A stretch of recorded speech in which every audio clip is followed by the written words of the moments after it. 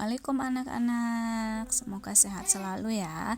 Jangan lupa berdoa dulu sebelum belajar agar diberkahi oleh Allah. Nah, hari ini akan saya ajarkan sedikit penjelasan bagaimana sih caranya kita mengerjakan bukti-bukti transaksi ini. Pasti asing ya buat kalian.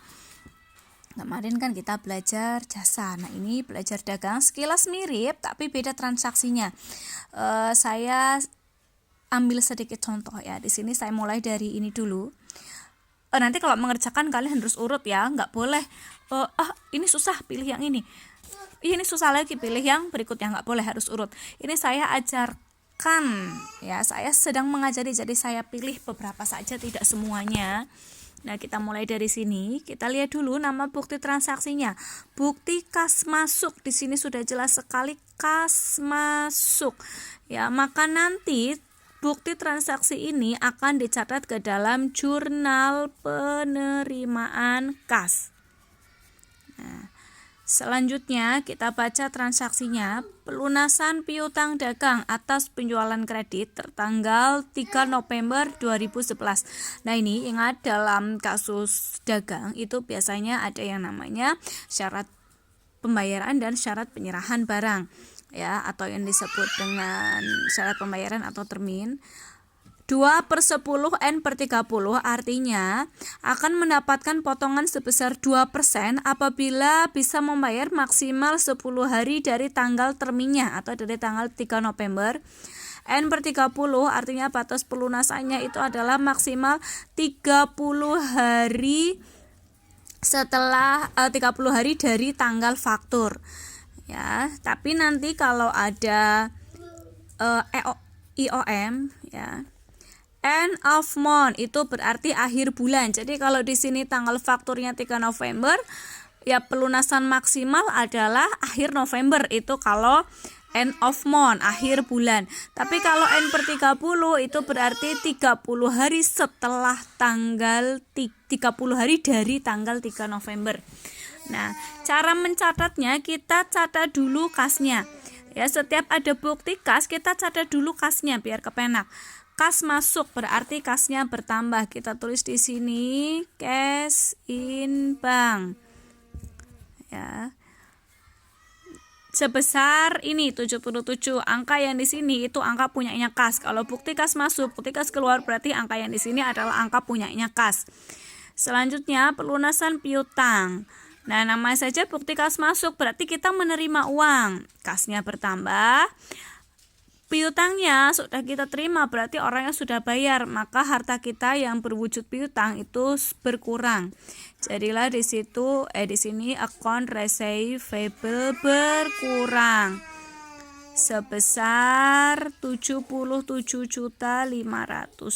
Kenapa kok tidak ada potongan? Karena sudah melebihi termin. Ya, kita lihat di sini 3 November ke pembayarannya 2 Desember. Dari tanggal 3 November ke tanggal 2 Desember itu sudah lebih dari 10 hari. Jadi tidak mendapatkan potongan sebesar 2%. Jadi jurnalnya hanya cash in bank dan account receivable. Terus yang selanjutnya, nah ini untuk penerimaan piutang ya, untuk penerimaan piutang yang ada potongannya. Nah, ini saya cari di sini. Pelunasan piutang dagang atas penjualan kredit tanggal 25 Oktober 2011. Nah, ini coba kalian lihat di sini. Ini bukan potongan ding ya, denda. Nah, kok kena denda? Nah, ini tanggal 25 Oktober ini berarti tanggal fakturnya ya, tanggal pada saat transaksi penjualan. Terus baru dibayar tanggal 4 Desember.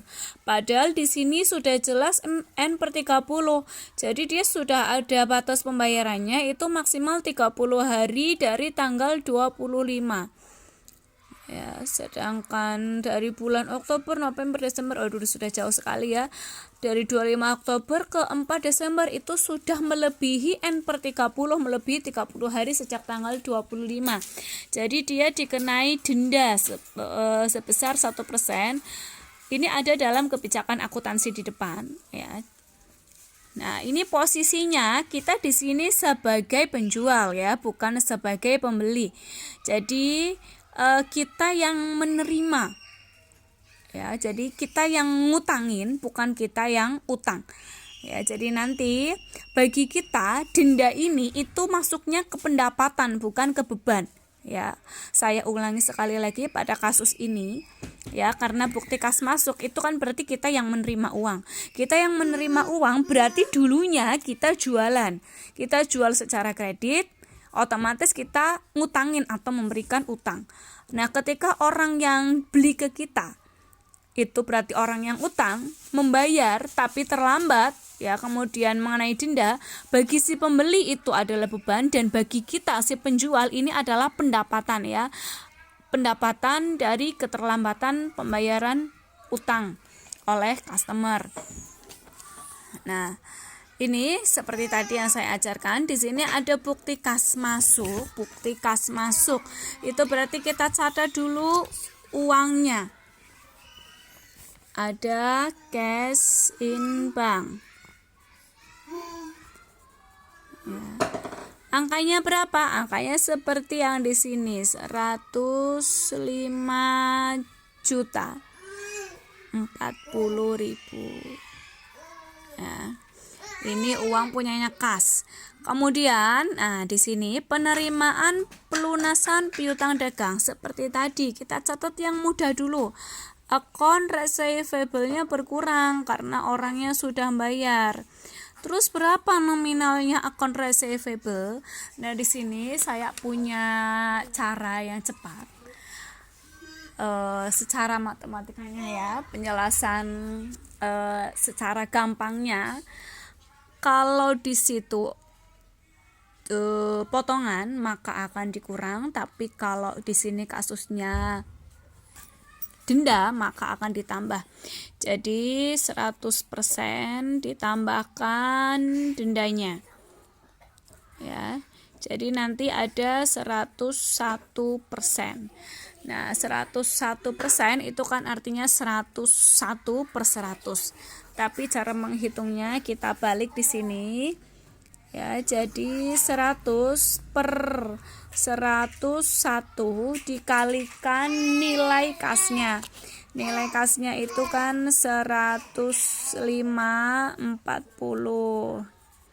Ya, 105.40.000. Ya, ini dibalik. Nah, silahkan kalian hitung. Nanti ketemunya adalah 104 juta.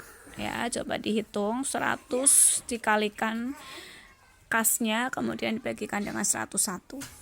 Ya, ini adalah nilai dari piutang dagangnya. Ya, nilai dari piutang dagangnya itu adalah 104 juta. Nah, kita tulis di sini nih. Aduh, ini ya saya coret-coret ya, tadi tulisnya di mana ya. Nah, ini saya hapus dulu.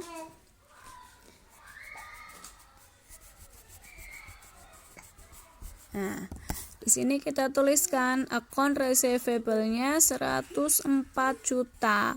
Nah, kalian lihat di sini ini ada perbedaannya ya. Dapat kreditnya sudah sama atau belum? Belum ya, anak-anak. Di sini cash in banknya kan 105 juta 40. Kemudian piutangnya 104. Nah, yang satunya apa? Yang satunya yaitu tadi yang saya sebut, yang saya bilang adalah pendapatan dari keterlambatan. Nah, bagi kita pendapatan, bagi yang beli itu adalah beban. Ya, tadi di depan kemarin pada penjelasan saya sebelumnya itu sudah saya jelaskan nama-nama akun ya. Jadi kalian lihat di daftar akun depan. Ya, di daftar akun yang depan. Nah, ini di daftar akun depan kalian lihat ini ada let fees collected ya.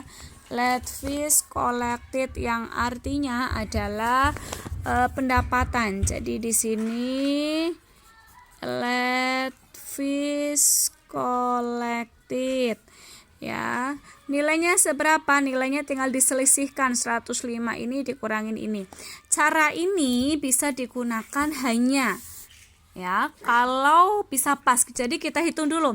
Oh, di sini piutangnya ternyata 104 juta. Nah, kita lihat di sini piutang dagangnya. Piutang dagang pada tanggal 25 Oktober. Nah, kita lihat di sini di daftar akun di daftar piutangnya. Nah, tanggal 25 mana? Nah, ini Miraco Digital pada tanggal 25 Oktober 104. Nah, ini sama ya. Ketika kita hitung menggunakan cara yang tadi dicek, oh kalau sama 104 berarti silahkan cara itu digunakan. Tapi kok kalau hasilnya beda jangan dilanjutkan. Ya. Ingat, jangan dilanjutkan kalau ternyata beda. Ya, ingat, ini 101 tadi, saya ulangi 101 dari mana?